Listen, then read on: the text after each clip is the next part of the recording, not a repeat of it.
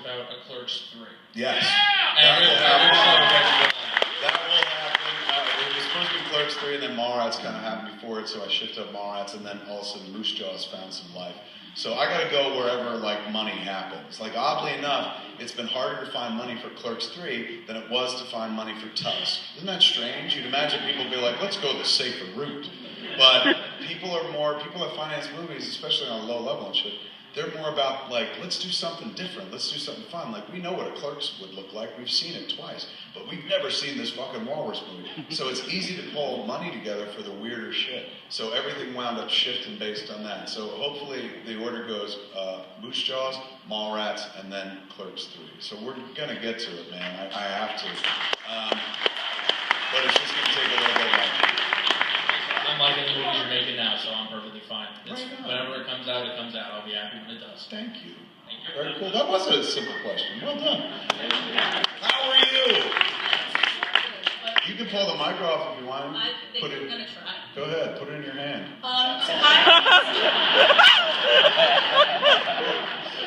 That's fine. My name's Nicole. I'm actually from Red Bank. Oh, right on, yes. man. Everyone say hi, Nicole. Hi, everybody. So a year ago, you actually gave me the skate speech. Did I? Yes. And you told me, I said I wanted to be a writer, and you said, go be a writer. Just do it. So I applied to a writing internship. Long story. I actually got the full-time job like 2 weeks ago. Holy shit. So that's why. Well done. You gave me that piece of advice. You gave me a second piece of advice. You said, do a podcast. Yeah. I'm on episode 50. With What's it called? It's called Nerd Jersey. Nerd Jersey, yes. Nice. My co-host is right there. His name is Alec. So yeah, we're on episode 50, and I just wanted to thank you for all the inspiration and the support. And that rocks, man. Yeah, my life wouldn't be what it is right now without you. So isn't it awesome doing a podcast? It's so crazy the freedom you're allowed. You just say whatever the fuck you want, talk about whatever you want. And what's really nice is you probably, throughout your life, watch TV, listen to the radio, and have this thought: I'm smarter than this person. I'm fucking funnier than this person. You're probably thinking it right now. And shit. And you're right. You're absolutely right. You are smarter. You are funnier and stuff. And nobody knows that unless you share it with them. Nobody knows that unless you self-express. And that podcast stuff is just the best, easiest way to self-express. I mean, I guess like tweeting is easy as well, but self-expression is not simply writing, I thought Batman v Superman sucked dick. That's not self-expression. Self-expression is really giving something of yourself, sharing something, like putting something out there, risking something. Because I think like we all have the answers we need. Like oftentimes we look to people in funny outfits for the truth and guidance. That's why we look to people in church and fucking politicians in suits. But I think we all have the fucking answers we all need. We just don't talk to one another. And I'm not like kumbaya enough to be like, we should all hold hands and communicate. That's never going to fucking happen. But if you can help in another way, simply by, and it's not even completely altruistic, it's self-serving as well, by simply sharing of yourself, simply like picking a medium, picking some place to put yourself out there a little bit. Podcast is cheap, man. You don't even need equipment. You got a phone, you're fucking there. You've got a phone, you got a production company, you got a laptop, even more so. You record a conversation about anything you want, you fucking send it to iTunes, like 2 fucking days later you get an email that says, congratulations, Captain, you're a fucking broadcaster, man. And you're part of the game, you're saying whatever you want. Like, and there's no rules. Like, I have 6 different podcasts I do. One of them is called Talk Salad and Scrambled Eggs, man. All we do is offer unasked for commentary tracks for every episode of Frasier ever made. And that counts as a fucking show. Like, it's crazy. So anybody can talk about whatever they want. Like, and I always suggest people do podcasts more for sentimental or nostalgic reasons or more deep reasons than simply like, hey, listen to the sound of your own voice, although that's fun too. We'll never forget what anybody in this world looks like because we stick cameras in each other's faces all the time and Instagram our lives to death. But when people die, that's not what you forget. You don't forget what anybody looks like because we got a lot of pictures of everybody. What you do lose is the sound of their voice. That's the first thing that goes when you lose somebody. If you don't fucking have a recording of their voice, man. My grandmother, I forget what she sounds like. I grew up with my grandmother, but we didn't have fucking cell phones and I wasn't recording podcasts, so I never dropped a microphone on her and stuff. Now I wish I had. Wish I'd fucking recorded my dad. You know, I'll lose his voice one day, the exact tenor and sound of his voice and stuff. I sat down and recorded a podcast with my mom a few years ago for that very reason. I was like, I'm going to sit down and have great combos with my mom, put a microphone on him. Of course, I fed her weed cake before we had those conversations. And, you know, and then I would ask her really impersonal questions and shit, like, what was it like to suck Dad's dick, man? And she's like, luscious, tiger, luscious, and shit. And I put that, remember? And I put that podcast up.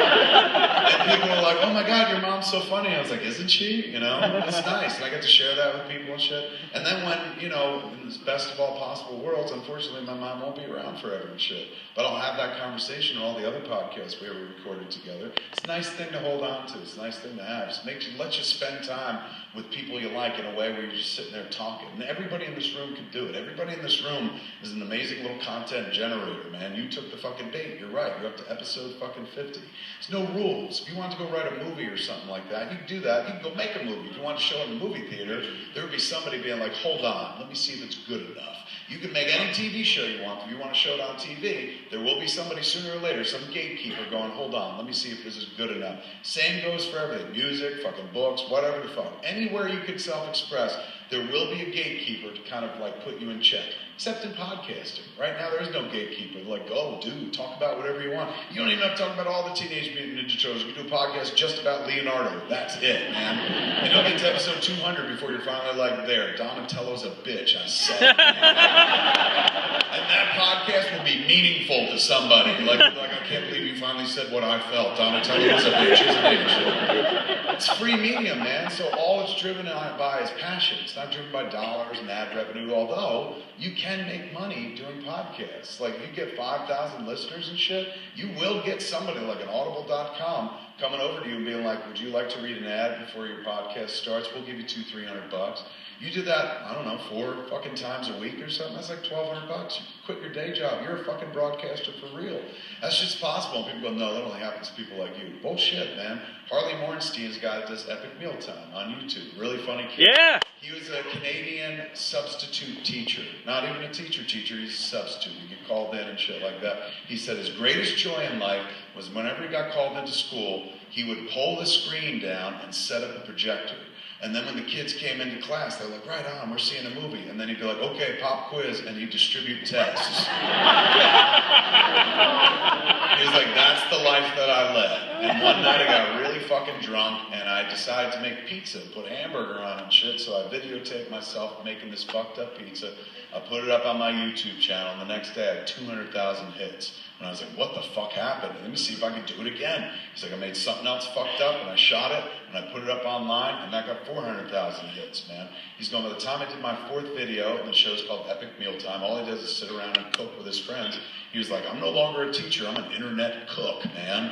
He's like, he sits down with his friends, puts shit together. By the time he was on episode 4, the kids in school were like, teacher, I saw you on the internet cooking fucked up, man. And he's like, I gotta quit my job. And he did. Harley Morenstein went on to continue making Epic Mealtime, a dopey show that came from him simply putting pizza on a hamburger and shooting himself doing it. And he was on Forbes 30 under 30 list a year ago, 2 years ago, I think at this point. Essentially, the 30 richest people under 30 who made money off the YouTube movement and stuff. That shit is possible. That's not pie in the sky, man. But that don't happen unless, like she did, you take a step toward it. Nobody's ever going to come to your house and be like, congratulations, here's the life that you fucking want. That will never happen, man. You got to kind of step toward it. When you take a step towards self-expression, that's beautiful. That's what you got in this world, man. Your voice is your currency. Your perspective, your POV, the prism through which you see this world is so uniquely yours. It's the only fucking currency you have in this life to spend. Your youth will go away, man. Your fucking health goes away. But your perspective only gets sharper and sharper and more important with time and layered and stuff like that. It's unique, different from everybody else's. That perspective is interesting. And all the information in the life that you've led that's so different from hers and his and hers and his is useful to somebody else. Could you imagine you sit around just talking on a fucking podcast, having a good time with your fucking friends?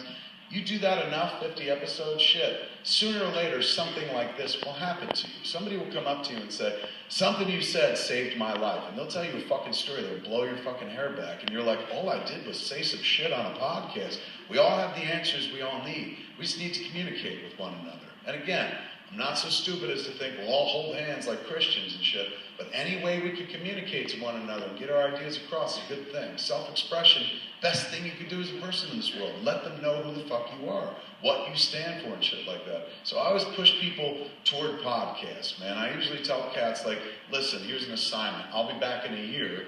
Figure out what it is that calls to you. Like in this room, like we all gather and like, hey, we'll come watch this dude fucking talk about working with people and fucking tell stories and shit like that. We've heard some of them a zillion times, but like, I like him, he's good enough. People come here and they don't even know why they come here. They think it's the superficial reason. If I've seen some of his movies or whatever, I like him. It's not that. Something I do draws you in. And you want to do it too. I'm not saying you want to stand here on a mic with a mic on stage and shit. But what I do, the same way that something Carlin did, I didn't want to do what George Carlin did, but something he did spoke to me. Where I was like, that's what I want to be. I don't know, I can't be that, but I want to be involved in some way. I want to be that or something like that. That's a natural instinct for people, from childhood all the way up to adulthood. When things impress us and hit a piece of our head and heart in a way of like, that calls to me, there's an imitative behavior that fucking kicks in. Like, I guarantee you'll go home, like, just like when you watch SNL and you go to work on fucking Monday and you do some bits that were on SNL.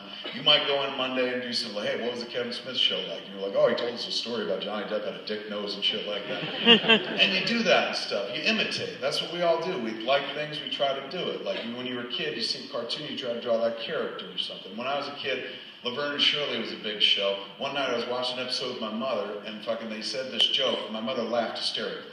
And I remember the joke because it had just happened and shit. So I remember the structure. And when the episode was over, I said, remember when they said this? And I repeated it back to her. And my mother was laughing. She was like, oh my God, that is so funny. You're so clever and shit. I felt good. I was like, holy shit. She said, you got to tell your father. He didn't even watch Laverne and Shirley and shit. So I tell him the joke and he starts laughing. I was like, right on, man. And they would do that in front of the relatives. Do that Laverne and Shirley joke and shit like that forever. My brother and sister hated it and shit.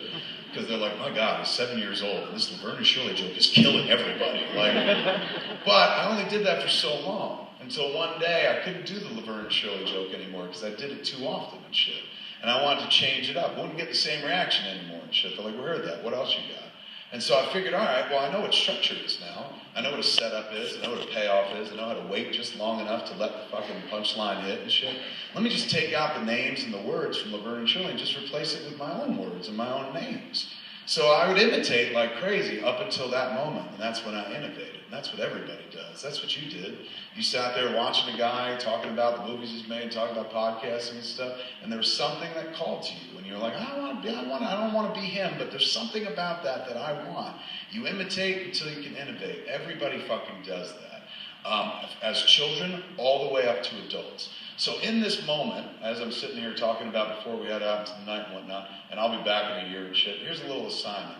Figure out what it is in life that, like, you is calling to you. For me, it was a stupid movie about a guy who turns another guy into a walrus. For you, it was the podcast and the screenwriting thing. There's something that's calling to you. That's why you're here. It's not just like, it's a fucking show. We'll go see it. You can go see way more entertaining shows than this. And there's not nearly as much laughter as there should be. But I kind of like make the jokes and then go for the other side. So I like to add a little inspiration to the whole thing.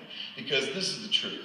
I live the life I want to live because of the people in this room. Because of you people, I can do whatever the fuck I want for a living. I don't have to go into an office, don't have to wear a suit and shit like that. Don't have to do anything I don't want to do, and that's because you people. So that I'm incredibly fucking thankful for. That's why I love spending time with the audience. But I can't fucking give back as much as you gave me. The same way that, like George, I couldn't pay that dude back in the way that I really should have and stuff like that. Man, changed my life. People in this room are the same fucking way.